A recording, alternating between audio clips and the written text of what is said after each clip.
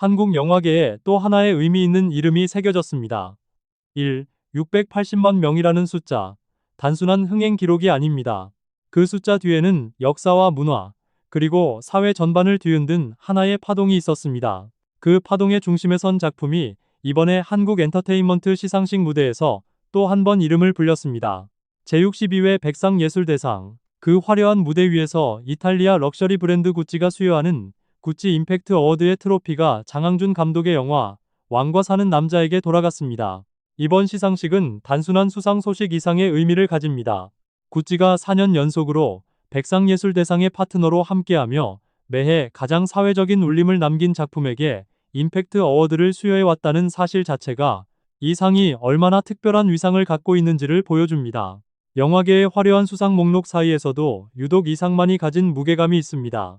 단순히 작품성이 뛰어난 영화가 아니라 더 나은 내일을 만드는데 기여한 영화를 고르는 상이기 때문입니다.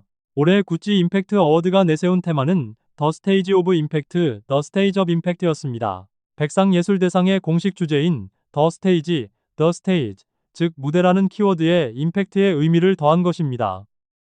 이 주제 아래 심사위원단은 2025년 4월 1일부터 2026년 3월 31일까지 국내에서 개봉하거나 공개된 한국 장편 영화들을 대상으로 심사를 진행했습니다.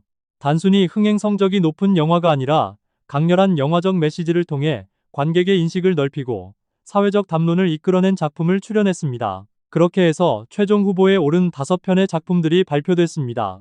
이란희 감독의 3학년 2학기, 양종현 감독의 사람과 고기, 윤가은 감독의 세계의 주인, 이종필 감독의 파반느, 그리고 장항준 감독의 왕과 사는 남자가 그 이름을 올렸습니다. 5작품 모두 각각의 방식으로 우리 사회를 들여다보고 누군가의 이야기를 세상 앞에 꺼내놓은 작품들입니다. 이들 중 누가 최종 수상의 영예를 안을지 현장에서는 이미 기대와 긴장이 교차하고 있었다고 합니다. 그리고 그 자리에서 불린 이름은 왕과 사는 남자였습니다. 시상은 배우 김신록과 지난해 구찌 임팩트 어워드 수상작 아침바다 갈매기는의 박이훈 감독이 함께 맡아 이 수상의 의미를 더욱 깊게 연결해 주었습니다. 무대에 오른 장항준 감독의 첫 마디는 장내에 한바탕 웃음을 안겨줬습니다. 이렇게 큰 상을 주셔서 감사합니다. 앞으로 명품을 산다면 구찌만 사겠습니다.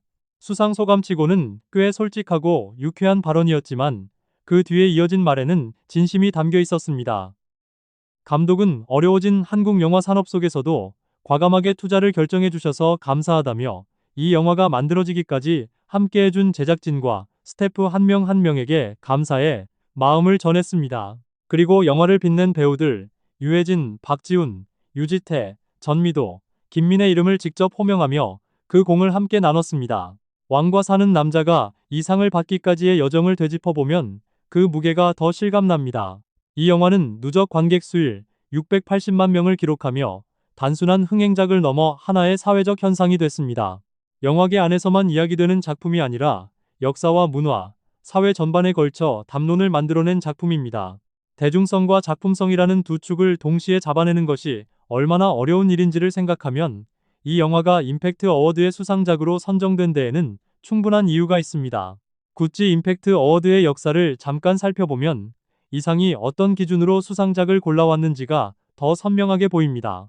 이 상이 처음 신설된 것은 제59회 백상예술대상에서였습니다. 그 첫 해 수상작은 정주리 감독의 다음 소위였습니다.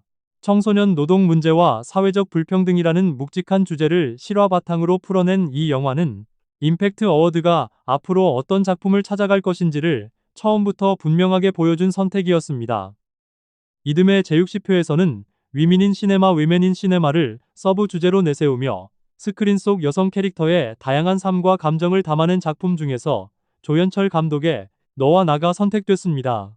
여성의 시선과 감각으로 세상을 바라보는 이 영화는 그 자체로 하나의 선언 같은 작품이었습니다. 지난해 제61회에서는 희망을 향한 항해라는 주제 아래 박이훈 감독의 아침바다 갈매기는이 트로피를 받았습니다. 백상예술대상의 키워드였던 향해, 항해를 확장해 희망이라는 방향성을 더한 선택이었습니다. 그리고 올해 네 번째 수상의 영예는 왕과 사는 남자에게 돌아왔습니다. 이 흐름을 보면 구찌 임팩트 어워드가 단순한 인기상이 아님을 알 수 있습니다. 해마다 그 시대가 주목해야 할 이야기를 담은 작품을 찾아가는 상입니다. 청소년의 노동을, 여성의 삶을, 희망을, 그리고 올해는 역사와 사회를 관통하는 강렬한 메시지를 품은 작품을 선택했습니다. 한편, 구찌는 시상식 수상 이후에도 다양한 문화 행사를 통해 수상의 의미를 이어갈 계획입니다. 오는 5월 22일부터 23일까지 이틀간 서울 청담동에 위치한 구찌 플래그십 스토어에서 특별한 루프탑 시네마가 열립니다. 이 행사에서는 올해 임팩트 어워드 수상작인 왕과 사는 남자가 상영될 예정이며 초청된 관객에 한해 운영됩니다. 그리고 5월 29일에는 수상자들이 직접 참석하는 갈라 디너가 마련되어 이번 수상의 의미를 한 번 더 깊이 되새기는 자리가 될 전망입니다. 어렵다는 말이 끊이지 않는 한국 영화 산업의 현실 속에서도 장항준 감독의 수상 소감은 조용한 울림을 남깁니다. 어려워진 한국 영화 산업 속에서도 과감하게 투자를 결정해 주셔서 감사하다는 한마디는 그 자체로 지금 이 시대 한국 영화가 서 있는 자리를 말해주는 것처럼 느껴졌습니다. 680만 관객을 불러 모은 작품조차 그 투자 결정이 쉽지 않았다는 이야기. 그 이면에는 한국 영화 산업이 마주한 현실이 그대로 담겨 있습니다. 그럼에도 불구하고 왕과 사는 남자는 그 어려운 시절을 뚫고 스크린 위에 올라섰고 관객들의 마음을 움직였고 이제 구찌 임팩트 어워드의 네 번째 수상작이라는 이름으로 한국 영화사에 한 페이지를 더했습니다. 이번 수상을 바라보면서 자연스럽게 하나의 질문이 떠오릅니다. 대중성과 사회적 메시지, 이 두 가지를 동시에 갖춘 영화가 앞으로도 계속 나올 수 있을까요? 아니면 어려운 산업 현실 속에서 그 균형은 점점 더 깨지기 쉬워지고 있는 걸까요? 여러분은 어떻게 생각하시나요? 댓글로 여러분의 생각을 남겨주세요. 이 채널이 마음에 드셨다면 좋아요와 구독, 그리고 알림 설정까지 부탁드립니다. 앞으로도 한국 문화와 엔터테인먼트 현장의 소식을 가장 빠르고 깊이 있게 전해드리겠습니다.